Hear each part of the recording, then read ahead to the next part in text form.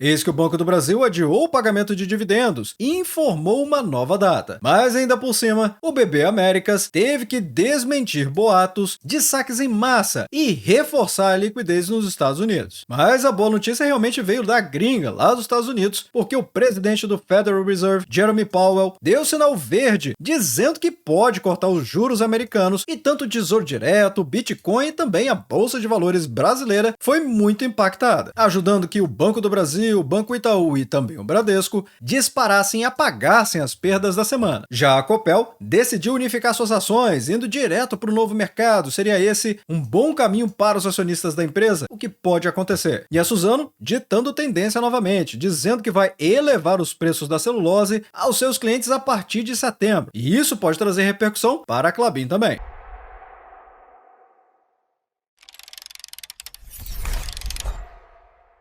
Olá, amigos do Ativo Virtual, aqui é o Alex. Então vamos começar com essa matéria importantíssima a respeito do Banco do Brasil. Eu já havia trazido no Dividendos da Semana, que eu trago todos os sábados, sem nunca ter falhado aqui no Ativo Virtual há mais de 5 anos, exatamente o fato relevante falando sobre o Banco do Brasil e esse adiamento. Mas agora que todos os sites já se atualizaram e estão trazendo essa matéria também, decidi reforçar aqui no giro rápido do mercado. Tem muita gente que ainda não entendeu. É importante lembrar que o Banco do Brasil trouxe em fato relevante no dia 20 de agosto de 2025 que ele não fará o pagamento antecipado de proventos aos acionistas, e a instituição explicou que a revisão do payout para 30%, o repasse referente ao terceiro trimestre do ano de 2025, será pago integralmente no dia 11 de dezembro. Ou seja, o banco não trouxe o pagamento complementar do primeiro semestre e adiou o pagamento antecipado que ele iria fazer, de acordo com o cronograma que ele se comprometeu no início do ano, empurrando a data para o final do ano, ou seja, dia 11 de dezembro. Inicialmente, o payout do banco era de 40% a 45%.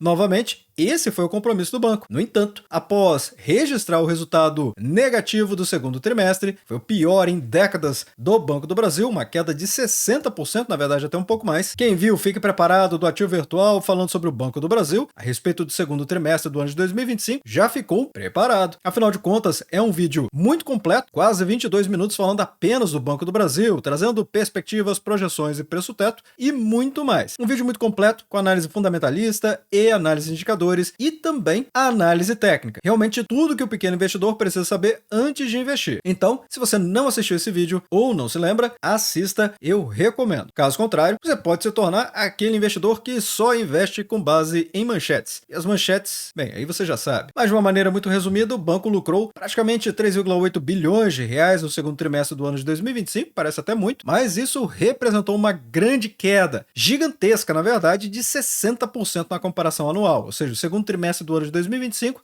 com o segundo trimestre do ano de 2024. E o pior, eu ainda não contei. Afinal, o banco revisou seu guidance, ou seja, as suas próprias projeções para o ano de 2025, que antes ele mirava entre 37 e 41 bilhões de reais e já havia também trazido isto para os acionistas e o mercado em geral, e agora revisou, foi para 21 a 25 bilhões de reais. Realmente uma queda imensa aqui de lucratividade que afeta o pagamento de dividendos, como se já não bastasse a queda do payout de 40% a 45% para apenas 30%. Lembra ainda a nossa comunidade que o Estatuto Social do Banco do Brasil obriga ele a pagar apenas 25%. Então ele pagando 30% ainda está pagando 5% a mais. Mas a situação complicada do Banco do Brasil não terminou aí não. O BB Américas, que é a filial do Banco do Brasil lá nos Estados Unidos, atua como um ponto de contato para a comunidade brasileira e para empresas no solo americano. E o setor financeiro, por sua natureza, é sensível a rumores, especialmente os que envolvem a liquidez. Afinal, é a capacidade do banco de pagar seus compromissos, inclusive se os clientes decidirem retirar o seu dinheiro. Imagine você chegar na boca do caixa e o caixa te disser: olha, desculpe, mas eu não posso te entregar o seu dinheiro porque o banco está sem liquidez. É isto que essa matéria está falando. A boataria a respeito dos saques em massa e a queda da liquidez do Banco do Brasil lá nos Estados Unidos. Não é à toa que existe a Basileia para garantir que os bancos tenham um mínimo de liquidez e conseguir, sim, entregar os saques para os seus clientes de uma maneira geral. E isso tudo, claro, notícias falsas falsas podem gerar pânico e desconfiança. Esses rumores, inclusive, surgiram por conta dessas tensões que estão acontecendo entre o governo dos Estados Unidos, o governo brasileiro e também o STF. Parece até que é uma entidade à parte. Mas, em resumo, o BB Américas emitiu uma nota na última sexta-feira, dia 22, para desmentir essas informações falsas que circulavam nas redes sociais, sugerindo que a instituição estaria enfrentando saques generalizados e baixa liquidez. Ou seja, o banco foi categórico, afirmando que a alegação é falsa e que tomará todas as medidas legais cabíveis para proteger sua reputação. As mensagens falsas surgem em um momento de tensão política entre os governos dos Estados Unidos e o STF, o Supremo Tribunal Federal Brasileiro, em ocasião da prisão do ex-presidente Jair Bolsonaro. O governo americano sancionou o ministro do STF, Alexandre de Moraes, por meio da lei Magnitsky, o que impede a manutenção de bens estrangeiros nos Estados Unidos.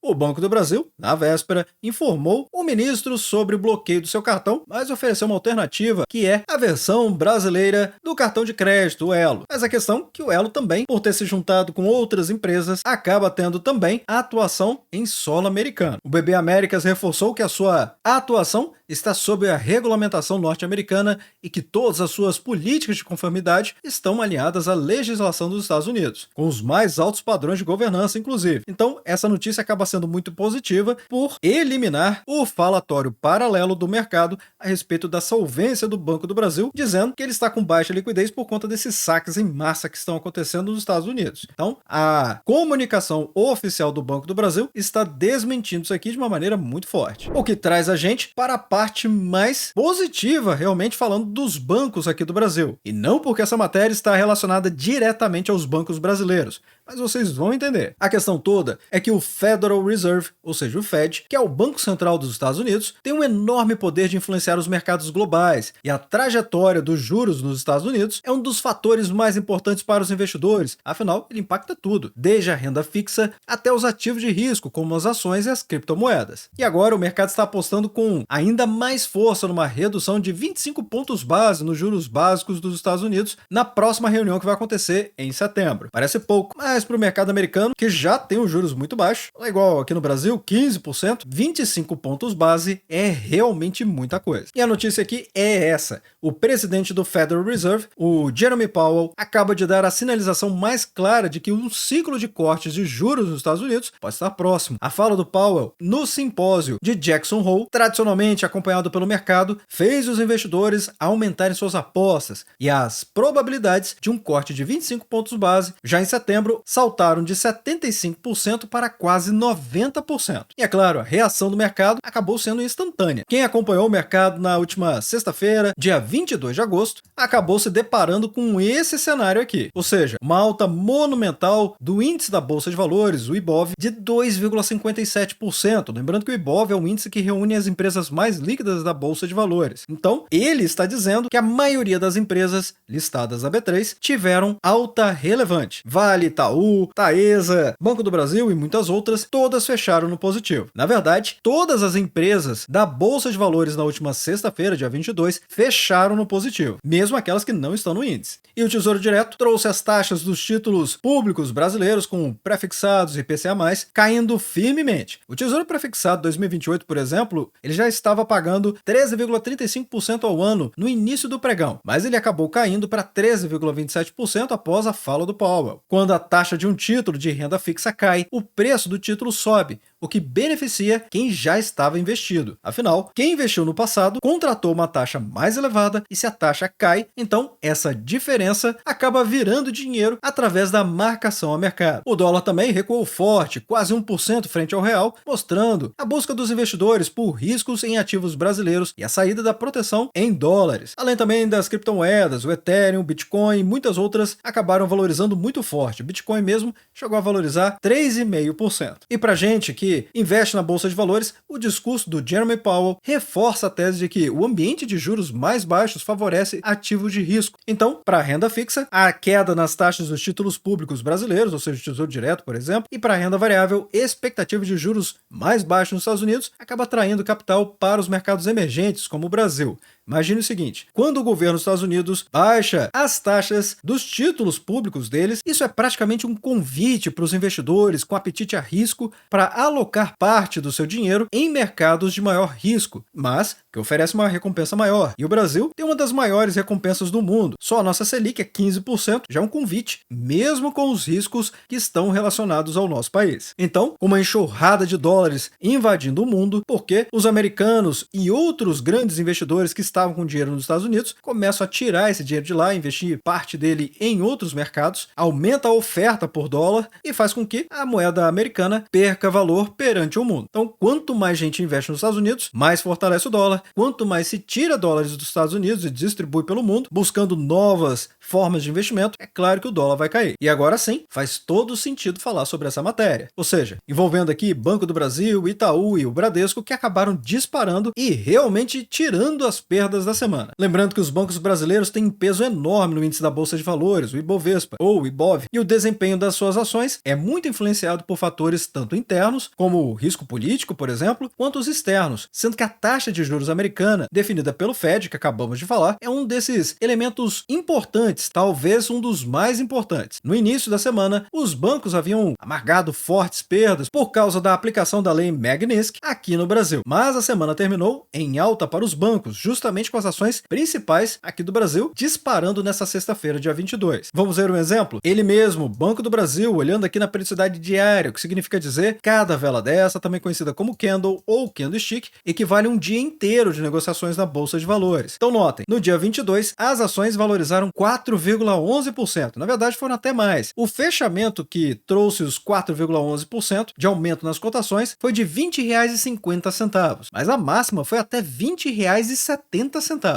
Ampliando a possibilidade de vermos realmente as ações do banco desafiar essa região de resistência de preços mais relevante na minha avaliação. Quem assistiu Fique Preparado já viu, e assim eu posso provar a consistência das análises aqui do ativo virtual. E essa faixa fica entre os R$ 21,04 até os R$ 21,27. É claro que não é garantia, afinal de contas, isso é renda variável, e na renda variável não tem garantia de rentabilidade positiva. O máximo que podemos fazer é isso aqui, é estudar o cenário mais provável. E o cenário mais provável, com toda essa força, realmente é vir a testar essa região. E caso supere, faça pelo menos um pregão acima, já vai trazer a grande possibilidade de vermos as ações irem até os R$ 22,42, revertendo essa tendência de baixa de curto a médio prazo. Já o Itaú, com o ITUB3, teve uma valorização também impressionante, de 2,18%, bem menos expressiva do que do Banco do Brasil, que já estava caindo muito forte nas suas cotações, e assim houve espaço para uma retomada de preços ainda mais forte, diferentemente do Itaú, que está perto aqui da sua máxima histórica. E o Bradesco também não ficou de brincadeira, não. Observando as ações BBDC4, também na mesma periodicidade, no dia 22, a valorização foi fortíssima, 3,29%, aumentando significativamente. Vemos as ações do Banco Bradesco acima dos R$ 16,37 e buscar os R$ 17,11, semelhante ao que aconteceu com o Banco do Brasil, se fechar um pregão, pelo menos acima desse patamar. Então, em resumo, temos Banco do Brasil subindo 4,22%, Itaú com ITUB4 2,36%,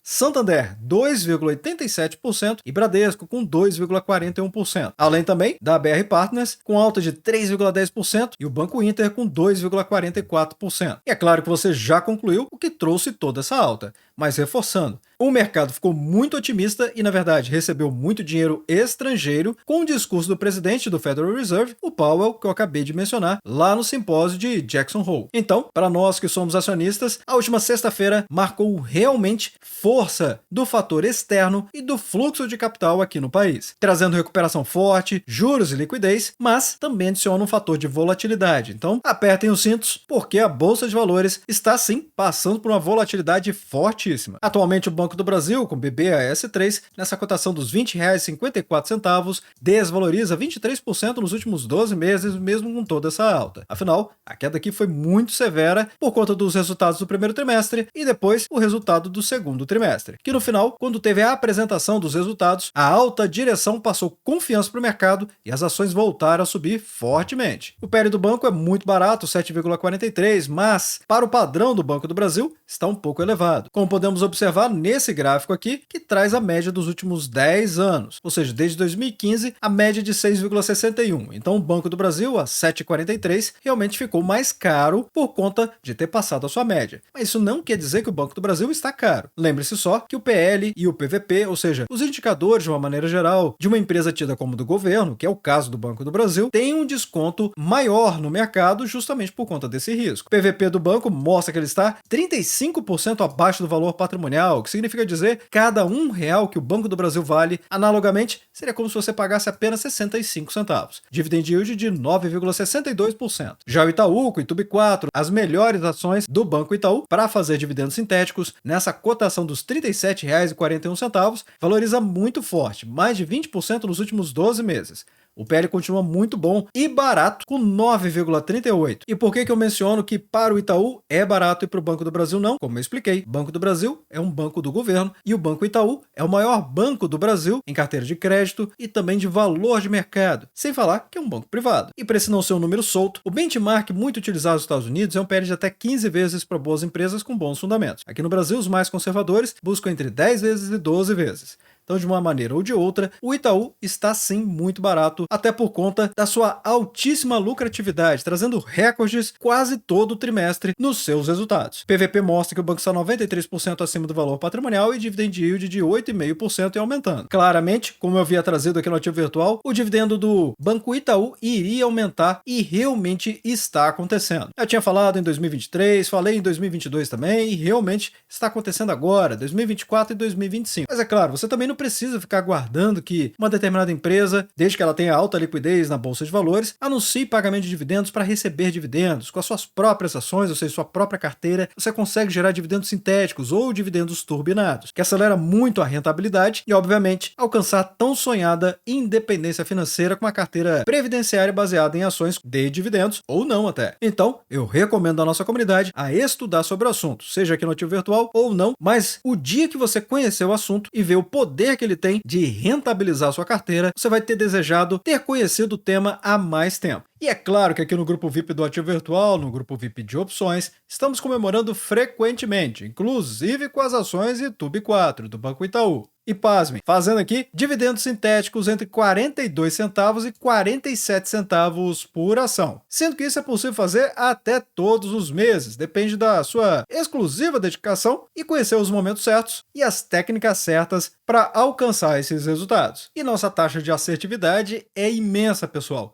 Observem só a postagem recente aqui, todas com lucro, ou seja, o dividendo sintético esperado acima de 40% daquilo que nós havíamos estimado, ou seja, já existe a possibilidade de zerar a operação recebendo pelo menos a metade ou até quase tudo em pouquíssimo tempo. E é por isso que eu falo que é possível fazer dividendos sintéticos em até periodicidade menor do que mensal. Já no grupo VIP de ações, temos vários ativos valorizando em poucos meses a rentabilidade que muitos não têm no ano, como por exemplo, para as ações da Petro Recôncavo, já estão valorizando 15,5%, além de trazer análises de empresas que muita gente deixa passar ou às vezes nem fica sabendo que ela existe, além de projeções, preço-teto e muito mais. Sem falar que o grupo Premium tem chat aberto com a gente e treinamentos exclusivos. E se você quiser conhecer melhor, basta acessar lp.ativovirtual.com.br/grupo VIP. Aqui você vai conhecer muito do que o grupo VIP pode proporcionar, além, é claro, de mais tempo livre para você poder dedicar à sua família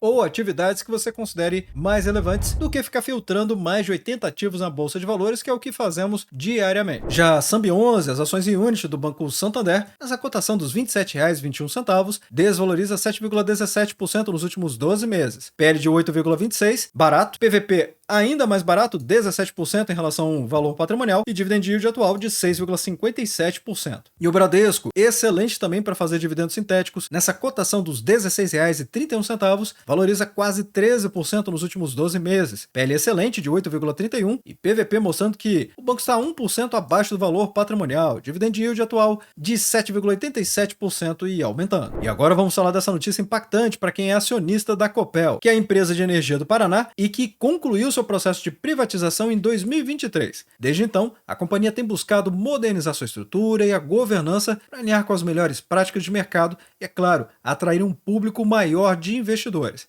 E agora, veio com a migração do novo mercado da B3 como sendo um passo fundamental nessa direção. Em Assembleia Geral Extraordinária, os acionistas aprovaram a unificação das classes de ações e o início do processo de migração para o novo mercado da B3. Essa notícia foi divulgada pela Copel na última sexta-feira, dia 22. Mas afinal, o que significaria então essa ação unificada? Bem, a Copel, que tinha 3 tipos de ações, as ordinárias, as preferenciais classe A e as preferenciais classe B, ou seja, CPLA 3, CPLA 5 e CPLA 6, passará a ter apenas as ações ordinárias. Ou seja, o novo mercado, ele exige essa igualdade de direitos entre todos os acionistas. E o que seria a igualdade? Bem, pagamento de dividendos, direito a voto e tag along de 100%, que basicamente é o que dá o direito ao pequeno investidor de receber a mesma proposta que o controlador em uma eventual venda da empresa. E é claro que aí precisamos falar de uma governança mais forte. Sim, a migração para o novo mercado é o segmento de maior nível de governança corporativa que uma empresa listada na B3 pode possuir. E a aprovação dessa medida reforça o compromisso da Copel com a melhoria da sua governança, o que é um sinal muito positivo para o mercado e realmente passa essa confiança. Ok, e os próximos passos? A empresa ainda terá que cumprir outras etapas para a efetivação dessa mudança, como a obtenção de anuências de credores e a convocação de uma assembleia especial para tratar apenas desse assunto. Então, essa notícia para quem é acionista da Copel é muito positiva. Mais transparência e atração, tornando a Copel muito mais atraente para investidores nacionais e até mesmo internacionais que buscam segurança e boas práticas de governança. Inclusive, lá nos Estados Unidos, nem existe essa distinção de ação ordinária, preferencial e unit, não tem isso não. Também tem um alinhamento estratégico, ou seja, a aprovação da unificação das ações e a migração para o novo mercado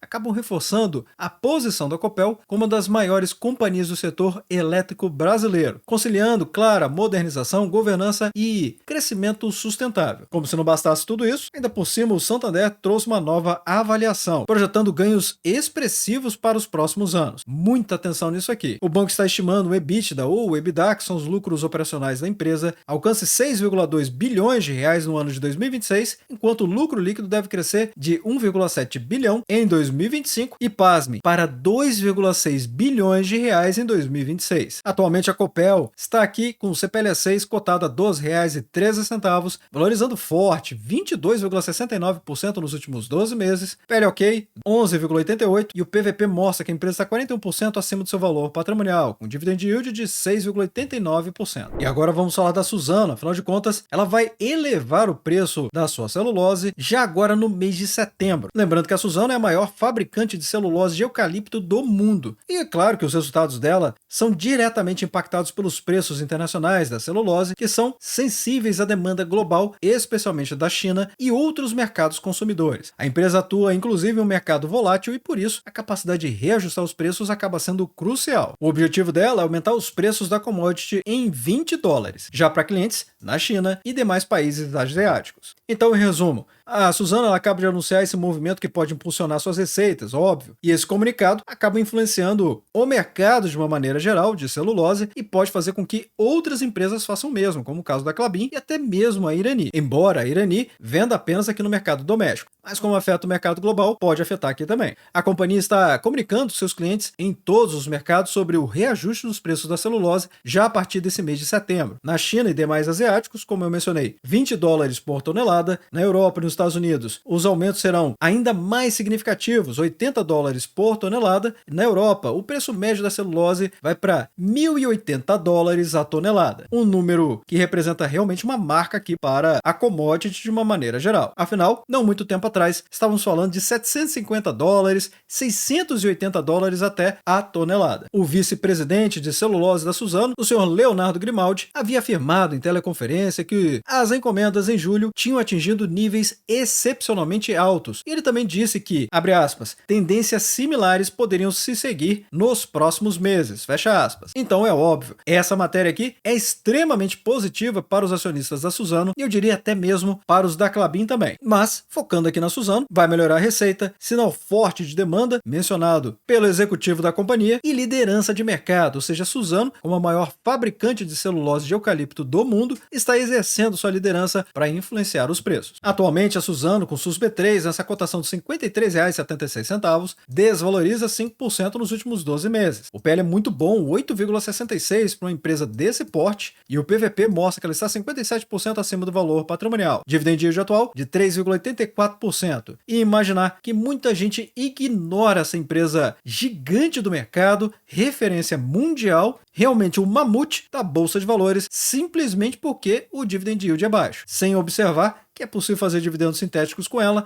e receber dividendos até mesmo mensalmente. Mas para quem não tem intenção de fazer isso, aí realmente ela não é uma empresa para receber dividendos. É uma empresa muito mais de valorização para quem quer investir para o longo prazo. Mas vá deixando nos comentários abaixo o que vocês acharam de todas as matérias, notícias e fatos relevantes. E desde já, agradeço o like e também por compartilhar os conteúdos do Ativo Virtual.